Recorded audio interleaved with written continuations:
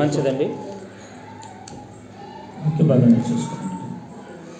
అందరు నిశ్శబ్దంగా ఉంటే వాక్యాన్ని చూసుకోండి.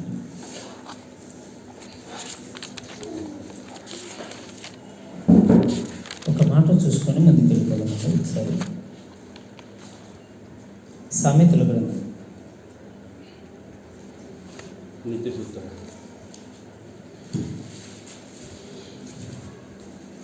28వ అధ్యాయం 24 వచ్చిన ఒకసారి చూద్దాం. సామెతలు 28వ అధ్యాయం 24 వచ్చిన ఒకసారి చూద్దాం. जो आपल्या आई बापा लुटतो आणि म्हणतो की यात काही गुन्हा नाही, तो घातपात करणाऱ्यांच्या सोबती होय. लोक मनुष्याचा तंटा उपस्थित करतो, पण परमेश्वरावर भाव ठेवणारा दुष्टपुष्ट होतो. తన తల్లిదండ్రులను సొమ్ము దోచుకునేవాడు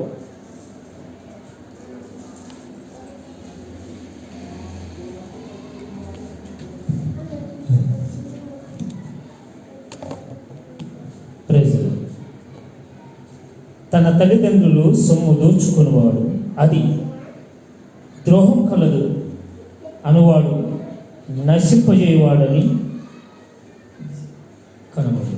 కనుమూసుకున్నట్లయితే ప్రార్థన చేసుకొని మన వాక్యానికి వెళ్ళిపోవాలి. కనుమూసుకున్న చిన్న ప్రార్థన. మహాపరిశుద్ధుడా నా దేవా, మీ ఘనమైన పాదాలకు నమస్కారం. ఇదిగోనైనా మరి ఉదయకాల సమయం అందు నా ప్రభా, మరి మా జీవితంలో మరొక దినం మీరు మాకు ఇచ్చి మీ జ్ఞానము మీ ఆలోచన చొప్పున నడిపించడానికి మీ కృపలో భద్రపరిచినందుకు నాలో స్తోత్రాలు. ఇదిగోనైనా మరి ప్రతి మనిషి కూడా ఈ లోకంలో శరీరంలో ప్రాణం కలిగి ఉన్నప్పుడు ఎలా జీవించాలి, ఎలా జీవించకూడదు నాన్న, మరి మీ రాజ్యానికి పోవాలంటే మేము ఏం చేయాలి ఖచ్చితంగా తెలుసుకోవాలి. మాటలు మేము నేర్చుకొని చుండగా మీ జ్ఞానము మీ ఆలోచన దయచేయండి. చెప్తున్న నాకును మీ జ్ఞానం మీ ఆలోచన దయచేయండి.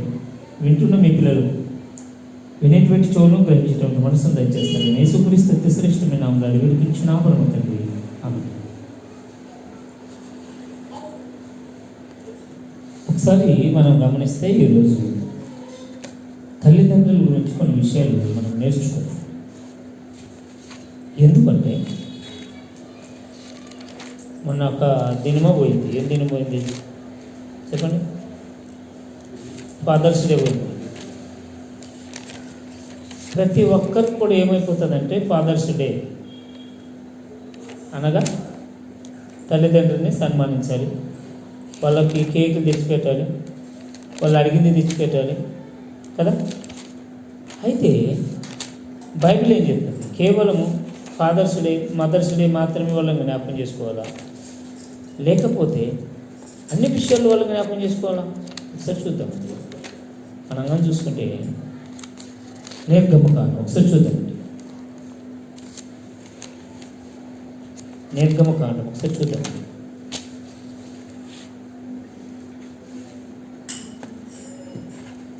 నిర్గమకాండము 20వ అధ్యాయము 12వ వచనం. జాగ్రత్తగా ఒక ఆజ్ఞగా ఇచ్చాడు దేవుడు. ప్రతి మనిషి కూడా తెలుసుకోవాల్సినటువంటి విషయం ఏంటంటే, మనిషి శరీరంలో ప్రాణం కలిగి ఉన్నప్పుడు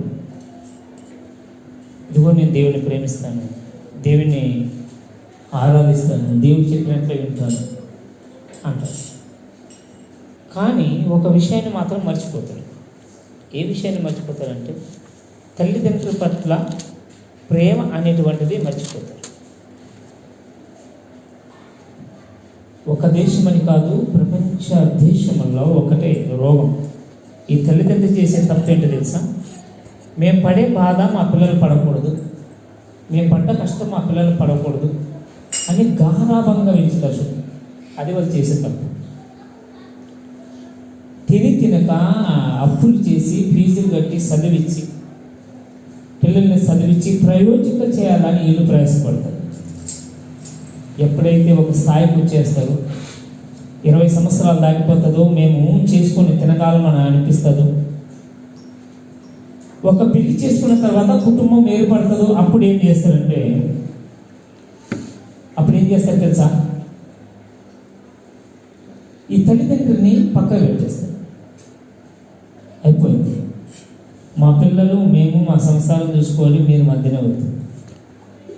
కొంతమంది వృద్ధాశ్రమంలో అంటే అనాథాశ్రమంలో ఇచ్చేస్తారు, కొంతమంది రోడ్ల మీద పారేస్తారు, కొంతమంది పక్కకు ఒక గుడిసి పారేసి ఒక తల సపరేట్ పెట్టి ఒక గిన్నె సపరేట్ పెట్టి వాళ్ళ ఇష్టం వచ్చినప్పుడు వాళ్ళు వేసేసి ఎంత భయంకరం అనిపిస్తుంది.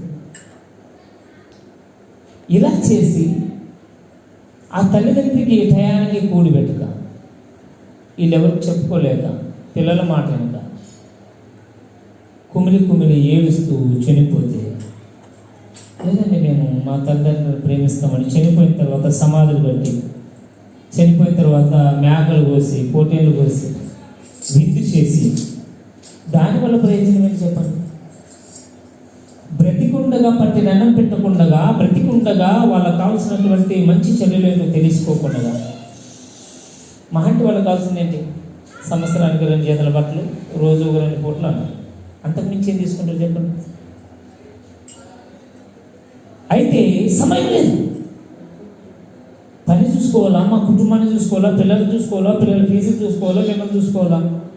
తల్లిదండ్రులు భారం అనిపిస్తారు చాలామందికి. ఒకవేళ నేను అడుగుతాను అలా అనేవారిని, తల్లిదండ్రులు పిల్లలు పుట్టగానే మీరు మాకు భారం అని రోడ్డును వదిలేస్తే ఎక్కడ పోతారు? పిల్లలు చేసుకొని తినగలరా? తెచ్చుకొని తినగలరా? బ్రతకగలరా? మాకేం సంపాదించారు? మా తల్లిదండ్రులు మాకే ఆస్తి సంపాదించలా. ఎవడు పెట్టి పోషించాడు నిన్ను? ఎవడు పెద్దగా చేశాడు? ఎవడు కడిగాడు నిన్ను? ఇంత పెద్దగా చేసి ఎవడు పెట్టాడు నేను? ప్రయోజనం ఎవడు చేశాడు? అందుకని ఇప్పుడు చూడండి 20వ అధ్యాయం 12 वचन. कारण 6 दिवसात परमेश्वराने आकाश, पृथ्वी, समुद्र व त्याच्यातील सर्व काही निर्माण केले आणि 7व्या दिवशी विसावा घेतला. म्हणून परमेश्वराने शब्बात दिवस आशीर्वाद देऊन पवित्र केला. 12 आपल्या बापाच्या व आपल्या आईच्या मान राख, म्हणजे जो देश तुझा देव परमेश्वर तुला देत आहे त्यात तू चिरकाल राहशील.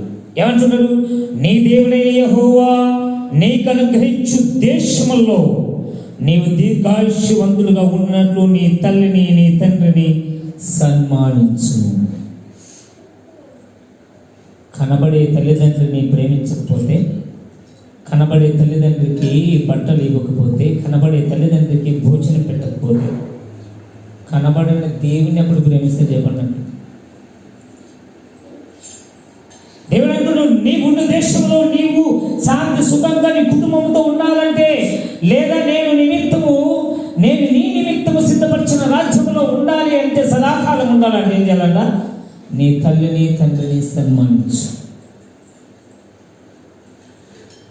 తల్లిదండ్రుని చూసుకోకుండా, తల్లిదండ్రుని ప్రేమగా పెంచుకోకుండా ఒకసారి ఆలోచన చేసుకోండి. ప్రతి తల్లిదండ్రి పిల్లల పట్ల ఎంత జాగ్రత్త కలిగి ఉంటారు? ఒక వయసు అయిన తర్వాత వాళ్ళని పిల్లలుగా ఎందుకు చూసుకోరు చెప్పండి? కడుపున పుట్టే పిల్లల్ని మా పిల్లలు చూసుకోవాలి, వాళ్ళ బాగుగా చూసుకోవాలి, చదువు చూసుకోవాలి, వాళ్ళ గురించి మేము ప్రయాసపడేది. వాళ్ళు కూడా అలాగే ఆలోచన చేసింటారు కదా మీ పట్ల. ఇప్పుడు మీ పిల్లల పట్ల మీరు ఎలాగైతే జాగ్రత్త కలిగి ఉన్నారో, మీ కుటుంబం అని మీరు ప్రయాసపడుతున్నారో, ఒకప్పుడు తల్లిదండ్రులు కూడా అలాగే ప్రయాసపడుతారు. ఆ యొక్క ఆలోచన ఎందుకు రాదు? అందరూ ఇలా ఆలోచన చేసి ఎందుకు ఈ వృద్ధాశ్రమాలు, ఎందుకు ఈ ముసలు ఉండడానికి ప్రత్యేకమైన స్థలాలు చెప్పండి?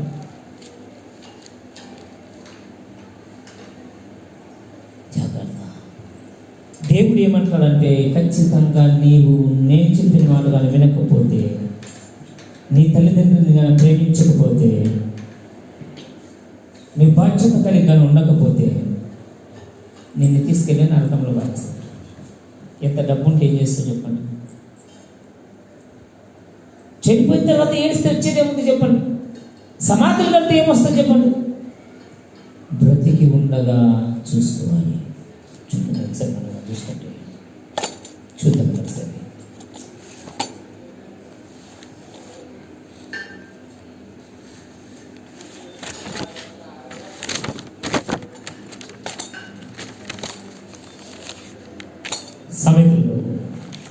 30 అధ్యాయం 1 వచ్చిన ఒకసారి చూద్దాం. 30 అధ్యాయం సామెతల గ్రంథం 30 అధ్యాయం 1 వచ్చిన ఒకసారి చూద్దామండి.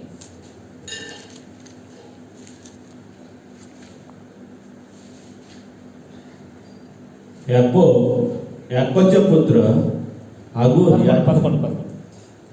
వచ్చి అక్కడ వచ్చి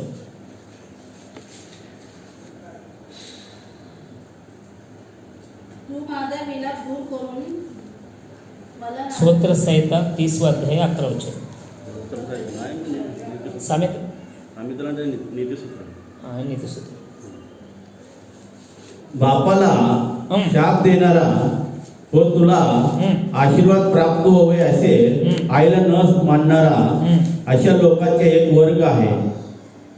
आपल्या मूळ दुखलेला नसता आपल्या मते स्वतःला शुद्ध करणारा समजणारा असा एक वर्ग आहे. ఏమంటున్నారు? తమ తండ్రిని శపించువాడు, తల్లిని దూషించువాడు. ఏమంట? తిట్టకూడదంట, శాపనార్థాలు పెట్టకూడదంట, కొట్టే సంగతి అంచకాలి. ఒకవేళ నీ నోటికి వచ్చినట్టు తిడితే కూడా దేవుని నచ్చింది. తమ తండ్రిని శపించువాడు, తల్లిని దూషించువాడు తరుము కలదు, తమ దృష్టికి తామే శుద్ధులై. ఒకవేళ నీకు నీవే పరిశుద్ధులు అనుకోని నీ తల్లిని నీ తండ్రిని దూషించావు అనుకో, నీ తల్లిదండ్రులు నీ మీద ప్రేమ ఉండొచ్చేమో, నేను తిరిగేమనకపోవచ్చు, నా పిల్లలే అంటే అనుకోవచ్చేమో, కానీ దేవాది దేవుడు మాత్రం నేను వదిలేను అంటాడు. నేను నిన్ను వదిలేను. ఎందుకు వదిలేను? ఒకసారి చూసుకుంటే అదే సామెతల గ్రంథంలోనే ఉంటుంది చూడండి. 17 వచ్చిన చూడండి. అదే దాంట్లో 17 వచ్చినలో ఉంటుంది చూడండి. కింద ఏమంటాడు? जो डोला बापाची थट्टा करीतो, आईची ऐकणे तुच्छ मानतो, त्याला खोऱ्यातले डोंकवळे टेचून बाहेर काढतील. ఏమంటున్నారు? తండ్రిని అపహాసించి తల్లిని అవమానపరచు వాని కన్ను లోయ కాకులు పీకినట్లు పక్షిరాజు పిల్లు దానిని తినివేయును అంటున్నాడు. ఒకవేళ తల్లిదండ్రులను దూషిస్తే పక్షులు వచ్చి నీ కన్నుగుడ్లు పీకి దాని మాంసాన్ని తినేయడానికి కారణం చేస్తాను అంటే దిక్కులేని సాగు చేస్తావు అని అర్థం. దిక్కులేని సాగు అంటే తెలుసు కదా, అడవుల్లో పడితే కన్నుగుడ్లు పక్షులు వచ్చి తింటా ఉంటాయి, పూంచేవాడు కూడా గతిలేడు. ఎందుకంటే తల్లిదండ్రుని అవమానపరిస్తే, తల్లిదండ్రుని సన్మానించకపోతే, తల్లిదండ్రుని బాగా చూసుకోకపోతే దేవుడు ఏం చేస్తాడంట? ఈ లోకంలో ఉండగా ఖచ్చితంగా మనం ఏం చేయాలో ఎలా ఉండాలో ఖచ్చితంగా తెలుసుకోవాలి. అలా తెలుసుకోకపోతే మనం ఖచ్చితంగా ఏమైపోతాము? శిక్షకు గురైపోతాం. ప్రతి తల్లిదండ్రులు కూడా ఆలోచన చేయాలి. మంచి చదువు, మంచి డబ్బు, మంచి హోదాలో ఇవ్వడం కాదు, వాళ్ళకు బుద్ధి జ్ఞానం కూడా నేర్పించాలి. తల్లిదండ్రి గారభంగా పెంచడం వల్ల తల్లిదండ్రి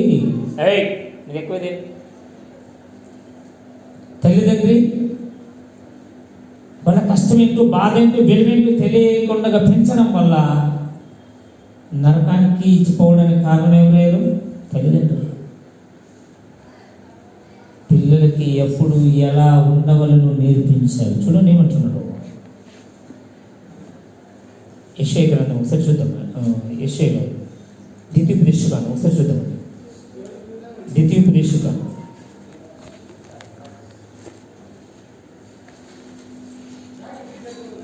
27 అధ్యాయము 16 వచ్చు.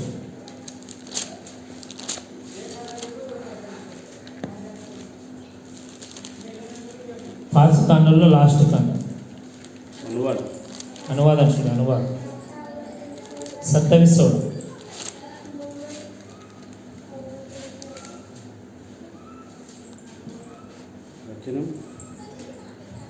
27 16 అనువాదం जो आपल्या बापाला ఆ, किंवा आईला तुच्छ मानितो ఉమ్, तो शापित असो. ఉమ్. तेव्हा सर्व लोकांनी आमेन म्हणावे. ఏమంట? తన తండ్రినైనను తన తల్లినైనను నిర్లక్ష్యము చేయవాడు శాపగ్రస్తుడని చెప్పగా ప్రజలందరూ ఆమేన్ అనవలెను. అంటే ఏంటి? నిర్లక్ష్యం అంటే ఏంటి చెప్పండి? చూడకుండా వాళ్ళని పట్టించుకోకుండా ఉంటే ఈడి శాపగ్రస్తుడంటే అవునని చెప్పాలంట. ఆది కాండం, నిర్గమ కాండం, లేవియ కాండం, సంఖ్య కాండం, ద్వితీయోపదేశ కాండం, కాండంలో 5వ కాండం అనువాదం. ఏమంటున్నాడు ఈయన? వాళ్ళని నిర్లక్ష్యం కూడా చేయకూడదు. ఏమన్నా అడిగారు అనుకోండి, అలానే మీదేం ఎక్కువైంది అని నిర్లక్ష్యం చేస్తే ఏమంటాడు దేవుడు? శాపగ్రస్తుడు. శాపానికి కారకులు ఎవరు? పిల్లలు. తల్లిదండ్రులని చూసుకోకపోవడం వల్ల శాపగ్రస్తుడు ఎవరంటే పిల్లలు. అందుకని జాగ్రత్త. ఇవన్నీ విషయాలు పిల్లలకి నేర్పాలి. ఎవరినైనా పెద్ద అయిన తర్వాత తల్లిదండ్రులను చూడకపోతే నీకు శాపం వస్తుంది, దేవుడు ఇలా రాయించాడు అని చెప్పాలి. దేవాది దేవుడు మాట్లాడిన ప్రతి మాట కూడా జాగ్రత్తగా వినాలి. పిల్లల్ని ప్రయోజకులు, డాక్టర్లు, ఇంజనీర్లు చేయడం కాదు, వాళ్ళ జ్ఞానం ఎదిగిపోతుంది. ఎవరితో సావాసం చేస్తున్నారు, ఎలా ఉంటున్నారు, ఎవరితో ఎలా మాట్లాడుతున్నారు ఖచ్చితంగా మనం చూసుకోవాలి. చూద్దామండి ఒకసారి మనం చూసుకుంటే.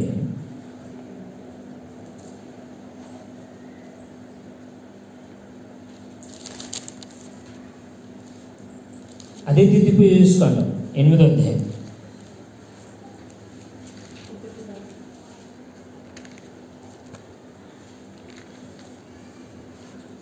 5వ వచనం సరే చూద్దామండి. मनुष्य आपल्या मुलाला शिक्षा करीतो तशी तुझा देव परमेश्वर तुला शिक्षा करीत आहे हे लक्षात ठेव. ఏమంటారు? ఒకడు తన కుమారుని ఎట్లు శిక్షించును అట్లనే నీ దేవుడైన యెహోవా నిన్ను శిక్షించును, వానిని నీవు తెలుసుకొనవలెను. ఏమంట? ఒక తండ్రి కుమారుని ఎలాగైతే శిక్షిస్తాడో దేవుడు కూడా అలాగే శిక్షిస్తాడు. తల్లిదండ్రులని చూసుకోకపోతే, ఈ లోకంలో వాక్యానుసారంగా ఉండకపోతే ఖచ్చితంగా దేవుడు శిక్షిస్తాడు. దేవుణ్ణి చాలా తక్కువ చేసి మాట్లాడతారు ఈ మధ్య. ఏమని?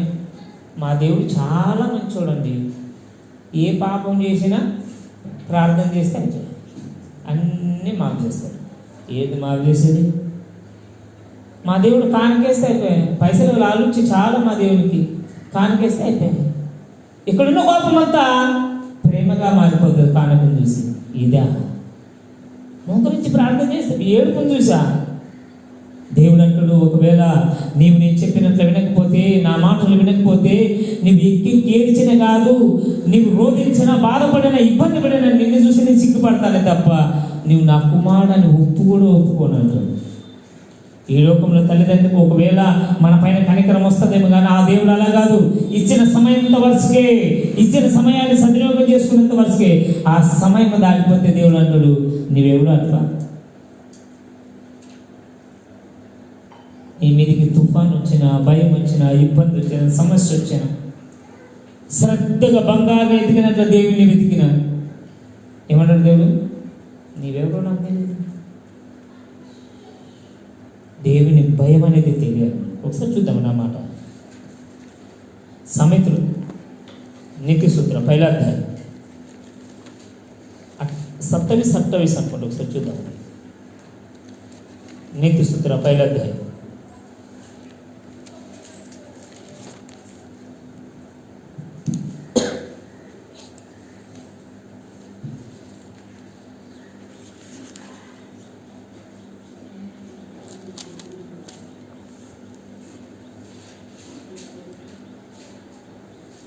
27 नीति सूत्र 1ला अध्याय 27-29 वादळाप्रमाणे तुम्हावर संकट येईल आणि तुफानाप्रमाणे तुम्हास विपत्ती प्राप्त होईल. विपत्ती व उद्रेक हे तुम्हावर ओढतील. त्या समयी ते मला हाक मारतील, पण मी उत्तर देणार नाही. ते मला आज भक्तीने शोधतील, पण मी ते सापडणार नाही. कारण त्यांनी ज्ञानाचा तिटकार केला आणि परमेश्वराचे भय मान्य केले नाही. ఏమంటా భయం ఉండాలండి. భక్తి మాత్రమే కాదు, భయం చాలా అవసరం. ఈయన అంటున్నాడు చూడండి, ఏమంటున్నాడు? భయం మీ మీదికి తుఫాను వలె వచ్చినప్పుడు, సుడిగాలి వచ్చినట్లు, మీకు అపాయం కలిగినప్పుడు, మీకు కష్టమును దుఃఖమును ప్రార్థించినప్పుడు నేను అపహాస్యము చేసేదను. అప్పుడు వారు నన్ను గురించి మొరపెట్టుదురు గాని నేను వారికి ప్రత్యుత్తరమియ్యను. నన్ను శ్రద్ధగా వెతుకుదురు గాని నేను వారికి దొరకను. జ్ఞానము వారికి అసహ్యమాయను. యెహోవా యందు భయభక్తులు కలిగి ఉండట వారికి ఇష్టము లేకపోయెను. ఎందుకు ఎత్తుతారు? భయం వచ్చిందని, ఇబ్బంది వచ్చిందని, ఎరుకులు పడ్డామని, రోగం వచ్చిందని, ఏదో ఒక అవసరం వచ్చింది కాబట్టి దేవుని ఎత్తుతారు కానీ దేవుని భయం అంటే లేదు. అప్పుడేమంటుంది? నీవు ఇలా భీములో రాళ్ళు ఎతికినా, బంగారు పోయినప్పుడు జల్లెలు పెట్టి వెతికినా నేనేమీ కనపడను. ప్రత్యుత్తరం ఇవ్వను అంటే అర్థం ఏమిటి? నువ్వు ఎంతన్నా ఏడు, ఎంతన్నా వరుస కొట్టుకో. ఏమంటాడు? నేను మాత్రం నీకు జవాబు. సపోజ్ ఇప్పుడు చెప్పండి, ఈ గోడ ఉంది, గోడ అవతల మనకి ఎంత ఆవాజ్ చేసినా మనకు వినపడతా? చెప్పండి. వాళ్ళు అరిసి కొట్టుకున్నా మనకి వినపడదు. అదే గోడ లేకపోతే ఏమంటారు చూడండి. యెషయా గ్రంథం 59వ అధ్యాయం 1వ వచనం ఉంటుంది చూడండి. ఈ మాట ఎందుకు వినపడదు ఒకసారి చూద్దామండి. వినపడకపోవడానికి కారణం ఏమిటంటే మనం చేసే అతిక్రమాలు, మనం చేసేటువంటి పాపాలు, మనం చేసేటువంటి నిర్లక్ష్యము, మనము దేవుడు ఇచ్చిన ఆజ్ఞకు లోబడకపోవడం వల్ల, దేవుడిని నిర్లక్ష్యం చేయడం వల్ల, దేవుడు అంటే చులకనగా చూడడం వల్ల, దేవుని భయము, దేవుని కోపాన్ని మనం తెలుసుకోకపోవడం వల్ల నిర్లక్ష్యం చేసి, ఈ చెప్పేవారు కూడా దేవుని భయం ఏంటో మనకు నేర్పుగా. చూడండి ఏమంటున్నాడు? 59 पहिला दूसरा చూడండి ఏమంటున్నాడు?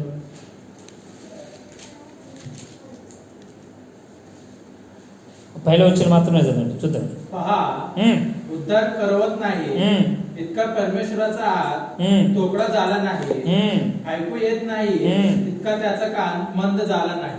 ఏమంట? రక్షింపనేర్కయున్న నన్ను యెహోవా హస్తము కూర్చగలదు. ఆయన ఏమన్నా చిన్న ఎరికి చేతులు అప్పుడప్పుడు అంటుంటారు, నీ చేతులు చిన్నగా అంటే చిన్నగా ఉండలేదు. వాళ్ళు వేసే దానాన్ని బట్టి, ఇచ్చే దాన్ని బట్టి చెయ్యి పెద్దగా ఉంటుంది, ఇట్లా పట్టిస్తారు. ఏమంటారు? మన చేతులు చిన్నగా ఉంటారు. దేవుడు అంటాడు, నేను ఆకాశం మీద కూర్చుంటే నా పాదాలు భూమి మీద ఉంటా. మరి ఆయన చేతులు ఎంత పెద్దగా ఉంటాయి చెప్పండి.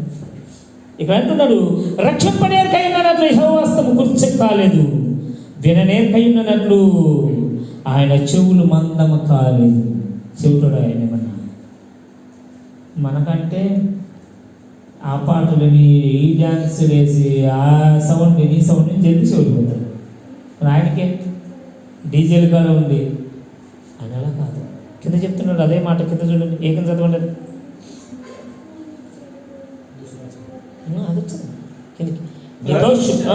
तर तुमच्या अपराध तुम्ही व तुमचा देव यांच्यामध्ये आडबीतीप्रमाणे झाले आहे. ఏమంట? మీ దోషములు మీకును మీ దేవునికి గోడ వల్ల అడ్డంగా ఉన్నాయి. అడ్డం పోవాలంటే ఏం చేయాలా? గోడ నిలబడాలి.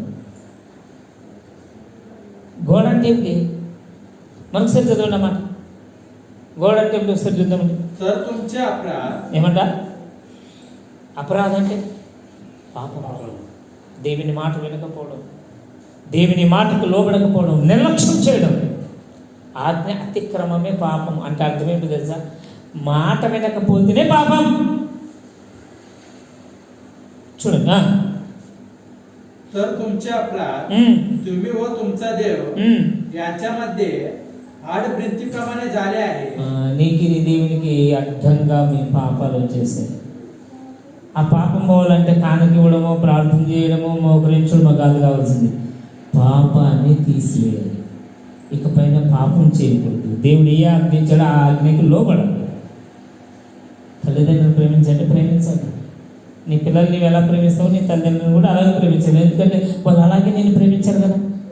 పుట్టగానే వదిలేసిన రోడ్డు పొడికి పోరు అని నీ బతుకని ఇప్పుడు అంటారు పిల్లలు 20 సంవత్సరాలు అంటారు, ఉండమంటే ఉంటా, లేదంటే నా తెప్పలు ఉన్నట్లు అమ్మాయి బతుకుతా. అంటే ఇప్పుడు నీకు పెద్దగా ఏవో పని చేసుకొని తింటానని నక్కర నత్తికెక్కి నా పని నేను చేసుకుంటాను, మీ తెప్పలని ముసలోళ్ళు అంటే పుట్టగానే వెళ్ళిపోతే ఎప్పుడు చూడాలా? తినక వాళ్ళు తినక పెట్టి ఇప్పుడు కోడి కుక్కలు కూడా ఎక్కువ తింటారు. మా కాలంలో పురుగు తిని బతికిన వారు చాలా ఉన్నారు. రాత్రి పస్తులు ఉండి పిల్లలు పెట్టిన వారు ఉన్నారు. కేవలం అన్నం లేక అన్నము పెట్టే వాళ్ళ దగ్గరే గాసం చేసిన వారు ఉన్నారు. అట్ల సౌకర్యాలు సంవత్సరం అంతుంది ఎంత? ఈరోజు ఒక్కనాడు సంపాదిస్తారు పనిచేస్తే 1800కు సంవత్సరం గాసం చేసినాం. ఎందుకంటే ఆ పరిస్థితి అలాంటిది. ఎంతోమంది బురుగు తెచ్చి నానబెట్టుకొని దాంట్లో చక్కెర వేసుకొని తినేవారు. తాడి చెట్లు తెలుసా మీకు? మీకు తెలియదు.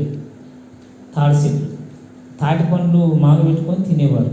ఎందుకంటే అప్పుడు పరిస్థితి అలాంటిది.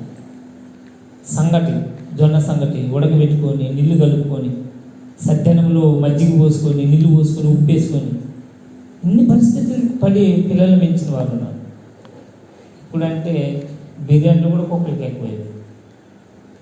భూ అంటే అప్పుడు కాలంలో మా అయ్య మాకు చెప్పేవారు, ఎవరి దగ్గర భూ ఉన్నదంటే వాళ్ళు తింటే ఇట్లా మిసాలలో ఒక మెతికి పెట్టుకొచ్చుకునేవారంట. అంటే ఇప్పుడు మనం తినే భూవ ఉంటే వాళ్ళ సౌకర్యాలు అని అర్థమైనా? వాళ్ళు ఎంత భూ అంటే వాళ్ళు పెద్ద సౌకర్యం. అప్పుడు భూ అందరికి దొరకదు. ఎవరు సేమ్ చేసేవారు, ఎవరి దగ్గర ఉండదు వాళ్ళ దగ్గరే. వాళ్ళు భూ తింటారనుకో, ఇట్లా 10 మంది దగ్గరికి వస్తే వాళ్ళు బేకరిస్తున్నాం కానీ ఇట్లా మిసాలని మెత్తి పెట్టుకొచ్చారు అంటే భూ తినొచ్చాడు అని అర్థం. భూ లేక సంగతి తిన్న వాళ్ళు ఎంతోమంది ఉన్నారు. భూ అంటే తెలియదు చాలామందికి. ఎక్కడైనా కళ్ళం చేసి పొలి చేస్తే భూ వండేస్తే కొత్త వంటలు చేస్తే కళ్ళం కాడ భూ వండేవారు. తిన్నకి ఎగబడేవారు అందరూ. ఎప్పుడు పిలిచినారా? భూ అంటే ఎక్కడ చూసినా భూ పడి ఉంటుంది. వాల్యూ లేదు. ఎందుకంటే ఖచ్చితంగా తల్లిదండ్రులని పిల్లలు ఎలా ప్రేమిస్తారు, పిల్లలు కూడా అలాగే ప్రేమించాలి తల్లిదండ్రులు. మీ పిల్లలు ఒక పిల్లలుగా చూసుకోవాలి. లేదంటే మా కుటుంబం అది సపరేటు, మాకేం మీరు డిస్టర్బ్ అంటారు, అదే మీ పిల్లలు మీరు డిస్టర్బ్ అని పక్క వదిలేసి వస్తుంది. జాగ్రత్త. ఒక మాట చూసుకొని మనం ముగించుకుందాం. సామెతలు సరే చూద్దాం. సామెతలు 13:24 వచ్చు.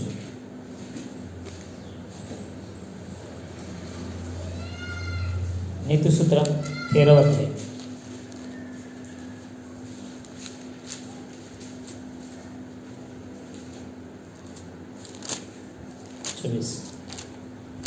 जो आपली छेडी आवडतो 24. जो आपली छेडी आवडतो तो आपल्या मुलांचा वैरी होय, पण जो वेळेस त्याला शिक्षा करीतो तो त्याच्यावर प्रीती करणारा होय. ఏమంటున్నాడు? బెత్తము వాడని వాడు తన కుమారునికి విరోధి, కుమారుని ప్రేమించేవాడు వాడిని శిక్షించును. పిల్లలను గారాభంగా పెంచి కొట్టకుండా ముద్దు పెట్టుకుని మా పిల్లలు అంటాకో, మీ పిల్లలకు మీరే ఊరి, మీరే శత్రువులు. వాడు చెడిపోవడానికి కారణం తల్లిదండ్రులే. పిల్లలు ప్రేమించేవాడు ఖచ్చితంగా కొట్టాను కానీ వాళ్ళని లైన్లో పెడతాడు. కొట్టంటే సంపమని కాదు, కాలు చేతులు ఎరగొట్టమని కాదు. మంచి ఏంటో చెడు ఏంటో, ఎలా ఉండాలి ఎలా ఉండకూడదు, ఎవరితో ఎలా మాట్లాడాలి ఖచ్చితంగా తల్లిదండ్రులు నేర్పించాలి. కొంతమంది అంటారు మా పిల్లలు మాకు మాట్లాడరండి. ఎందుకు మాట్లాడరు? నువ్వు నత్తిలోనికి ఎక్కించుకునేదానికి మాట్లాడు. మాట్లాడరా? ఎందుకు మాట్లాడతారు? ఎప్పుడు మాట్లాడతారు? మన విలువ ఏంటి వాళ్ళకి తెలిసినప్పుడు, మన బాధ్యత ఏంటి వాళ్ళకి తెలిసినప్పుడు ఏం చేస్తారు? మనకు మాట్లాడేస్తారు. మన విలువ తెలియదు, మన కష్టం తెలియదు, మన బాధ తెలియదు. ఎంత ఇస్తే అడిగితే అంత ఇవ్వడము, ఎక్కడ పడితే అక్కడ తిరగడం, ఊరికి వదిలేయడం. నత్తికి ఎక్కిన తర్వాత వాడికి నగర ఎవరి మాట వినప్పుడు మా పిల్లలు మా మాట వింటారు. ఎట్లా ఎంత చక్కటి మాట చూడండి. ఏమంటున్నాడు? బెత్తము వాడని వాడు తన కుమారునికి విరోధి, కుమారుని ప్రేమించేవాడు వాడిని శిక్షించు అని చెప్పి చూడండి. అదే సామెతలు 19:18 చూడండి ఏమంటారు. 19:18